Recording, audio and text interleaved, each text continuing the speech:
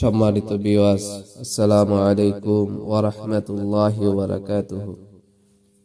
এই ভিডিওতে সূরা ফাতহ আয়াত 1 থেকে 5 পর্যন্ত তেলাওয়াত করছি, সাথে বাংলা উচ্চারণ লিখে রেখেছি। যারা আরবি পড়তে পারেন না তারা আরবিটা কানে শুনে শুদ্ধভাবে বাংলায় কোরআন পড়তে পারবেন, তাহলে আপনি সওয়াব পেয়ে যাবেন।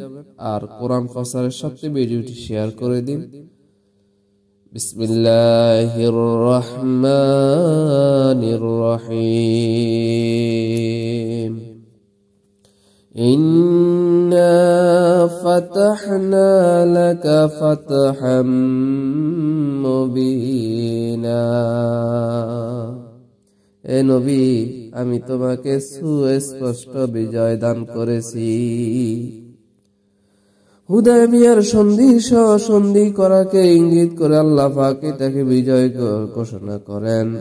এই বিষয়ে হযরত ওমর রাদিয়াল্লাহু তাআলা আনহু নবী সাল্লাল্লাহু আলাইহি ওয়াসাল্লামকে প্রশ্ন করেন যে, ইয়া রাসূলুল্লাহ, এটা কি আমাদের বিজয়? নবী সাল্লাল্লাহু আলাইহি ওয়াসাল্লাম বলেন, হ্যাঁ, অবশ্যই আমাদের বিজয়।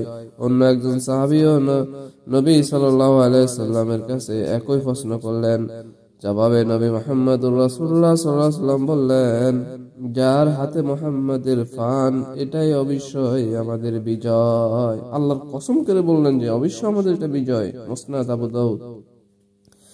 মদিনা ফেরার পর অন্য এক ব্যক্তি তার সঙ্গীকে বলল, এটা কেমন বিজয়? আল্লাহ জবাবে বললেন, হ্যাঁ, অবশ্যই এটা আমাদের বিজয় হয়েছে।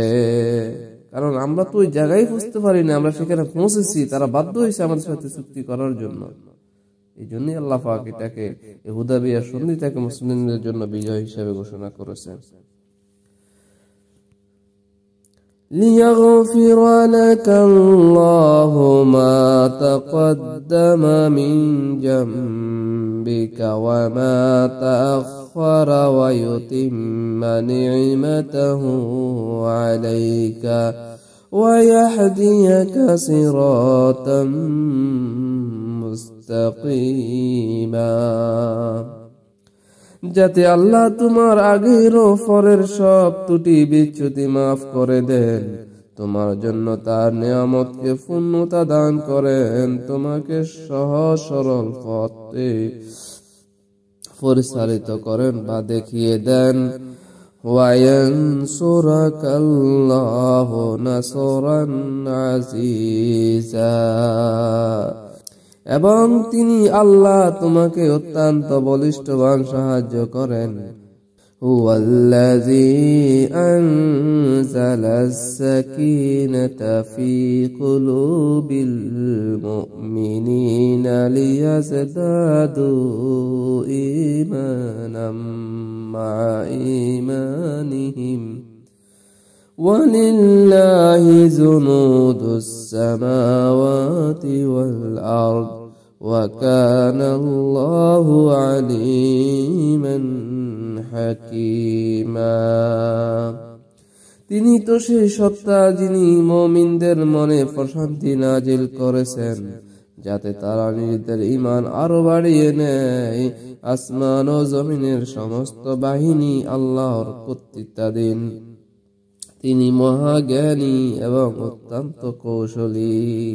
অর্থাৎ সেই অস্থিরতা অশান্তির পর যা হুদায়বিয়া সন্ধির সত্তাবলীর কারণে মুসলিমদের উপর এসেছিল, মহান আল্লাহ তাদের অন্তরকে প্রশান্তি প্রকৃত করে, যার ফলে তাদের অন্তরের শান্তি, স্বস্তি, ঈমান আরো বেড়ে যায়। এই আয়াতও প্রমাণ করে যে ঈমান বাড়ে এবং কমে মানুষের। লিইউদখিলাল মুমিনিনা ওয়াল মুমিনাতি জান্নাতিন তাজরি মিন তাহতিহাল আনহারু খালিদিনা ফিহা ওয়া ইউকাফির আনহুম সাইয়্যাতিহিম ওয়া কানা যালিকা ইনদাল্লাহি ফাওজান আযীমা। এই কাজ তিনি এজন্য করেছেন যাতে ঈমানদার নারী ও পুরুষদেরকে চিরদিনের অবস্থানের জন্য এমন জান্নাত প্রবেশ করিয়ে দেন যার পাদদেশে দিয়ে জান্নাত দ্বারা সমূহ প্রবাহিত হতে থাকবে এবং তাদের মন্দ কর্মসমূহ দূর করবেন। এটা আল্লাহর কাছে বড়ই সফলতা। অর্থাৎ হাদিসে এসেছে যে মুসলিমেরা যখন সূরা ফাতিহার প্রাথমিক অংশ শুনলেন লিয়াগফির লাকাল্লাহ, তখন তারা নবী করিম সাল্লাল্লাহু আলাইহি ওয়াসাল্লামকে বললেন, আপনাকে মোবারকবাদ, আমাদের জন্য কি রয়েছে? এর ভিত্তিতে লিইউদখিলাল মুমিনিনা আয়াতটি অবতীর্ণ করেন। বুখারী হুদায়বিয়া যুদ্ধ পরিচ্ছেদে এই বিষয়টা আছে। কেউ কেউ বলছেন এটি লিয়াজদাদু কিংবা ইয়ানসুরুকা এর সাথে সম্পর্কিত। যাই হোক, আল্লাহ পাক আমাদেরকে এই আয়াতগুলো থেকে যে কিছু কিছু সময় মুসলিমদের ধৈর্য ধারণ করতে হয়, প্রয়োজনে সন্ধি স্থাপন করতে হয়, সন্ধি স্থাপনে যদি না করা যায় প্রয়োজনে জিহাদ করতে হয়। এই বিষয়গুলো আমাদের সামনে ফুটে উঠেছে।